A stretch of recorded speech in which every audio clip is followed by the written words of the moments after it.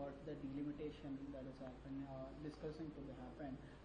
The Congress party says that the southern states will face injustice, whereas the union ministers, including Amit Shah, says that it's not the case. How do you see the delimitation issue?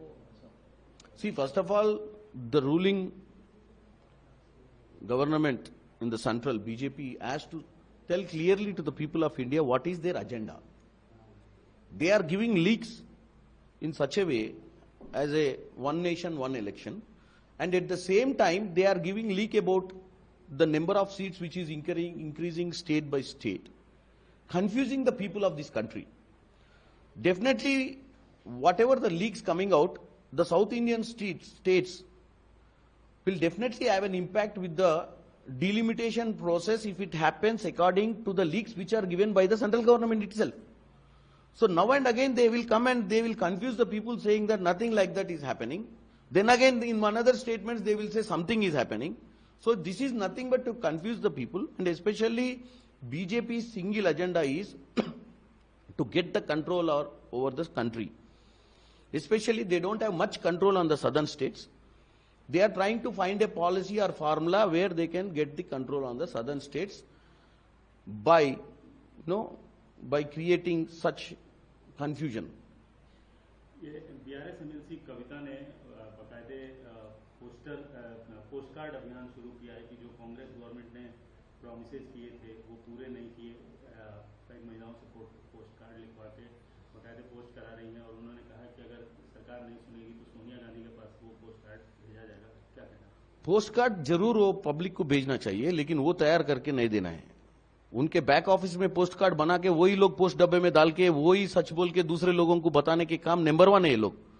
आज के दिन सच में अगर Kavita ji 10,000 post card अगर वो तेलंगाना महिलाओं के पास भिजाना चाहता है तो हर महिला जो बस पे चढ़ रहे, जो मुफ्त में बस पे चढ़ के पूरे उनके ससुर माँ बाप के पास जा रहे, टेम्पल्स जा रहे, हर तरीके जा रहे, वो तो गारंटी लिखेगा पॉजिटिव।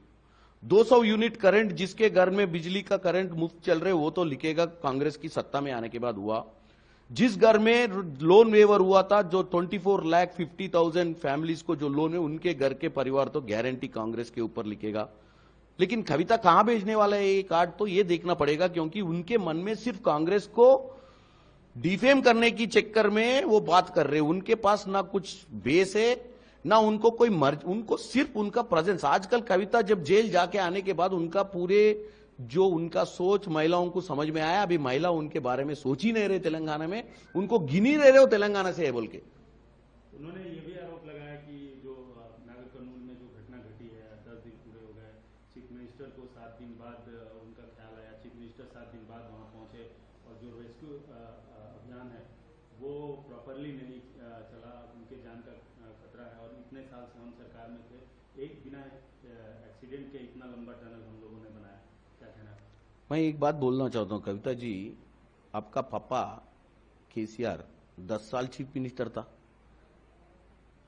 इतने इंसिडेंट हुआ, एक टेम्पल में 65,000 लोग मरे हुए थे, कब कहां था पापा? 50 किलोमीटर दूर फार्म हाउस में सो रहे था, तब मालूम नहीं हुआ तुम्हारा पापा चीफ मिनिस्टर है? ऐसे इंसिडेंट्स हुए तो इमीडिएट तुरंत जाना चाहिए।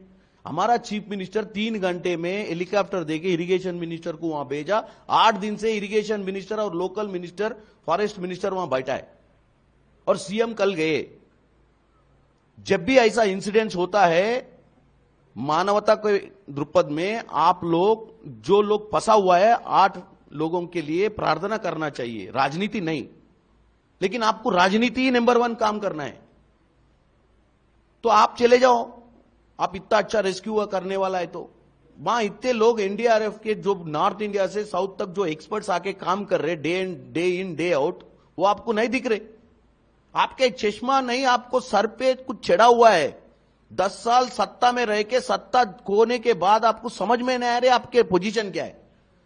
तो ऐसे फालतू बातें मत करना है।